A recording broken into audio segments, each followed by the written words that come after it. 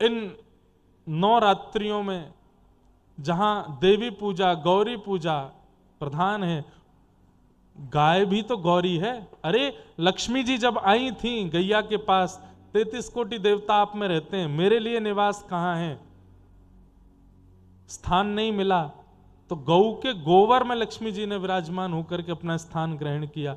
जिन लक्ष्मी को आज पूरा विश्व भज रहा है वो गौ के गोबर में विराजती हैं। ऐसी गैया की सेवा रक्षा करने के लिए एक महापुरुष उठे तो आज उनका वध कर दिया गया। प्रसंग आता है कि भगवान के सामने यशोदा मैया ने एक बार कह दिया, गैया तो जानवर है लाला, और जानवर को पादुका थोड़ी पहनाई जाए। 3 दिन तक ठाकुर जी रोते रहे ये बात सुन के कि आपने गैया को जानवर कैसे कहा। वो जानवर नहीं है, वो मैया है, मेरी मां है। मैया तेने तो मुझको 4 वर्ष तक दूध पिलायो, लेकिन आज तक मुझको दूध तुझे गैया ही पिला रही है। अरे हमारे नंद बाबा 80 बरस के है गए, कौन दूध पिवारो है, पूरे विश्व को शुद्धता पवित्रता सब कुछ वो गैया दे रही है। मैया तू वह को जानवर कैसे कह सके।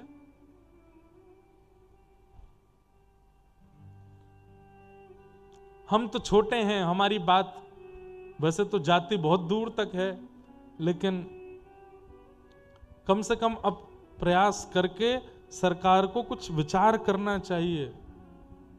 कब तक ऐसे साधु महात्मा संत और कब तक ये गौ रक्षक अपने प्राण गवाते रहेंगे गैया की रक्षा में? क्योंकि आज तक कोई नियम नहीं बना है, कोई कानून नहीं बना गैया के लिए।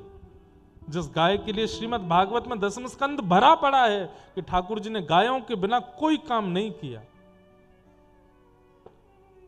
इसीलिए मुझे लगता है कि कलयुग में आज इतनी भक्ति बढ़ रही है, फिर भी ठाकुर जी मौन रहते हैं, शांत रहते हैं। कोई प्रतिक्रिया कभी सुनाई नहीं देती कि बिहारी जी प्रसन्न हो गए, हमारे राधा वल्लभ जी प्रसन्न हो गए, राधा रमन जी प्रसन्न होकर बोल पड़े। नहीं बोल रहे, ठाकुर जी मौन है। क्यों?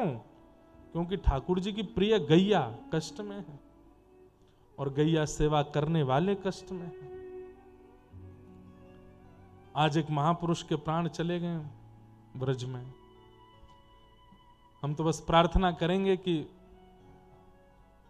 कुछ ऐसा नियम बने, कम से कम भारत में तो गौ सुरक्षित रहें। प्रारंभ उत्तर प्रदेश से ही कर दो, ब्रजमंडल से ही कर दो। धीमे से प्रारंभ करेंगे तो बड़े तक पहुंचेंगे। कम से कम व्रज में, ठाकुर जी के व्रज में तो गैया सुरक्षित रहे, वहां पर भी नहीं है। ये बहुत हृदय विदारक कष्टमयी घटना आज हुई है। एक महापुरुष को मार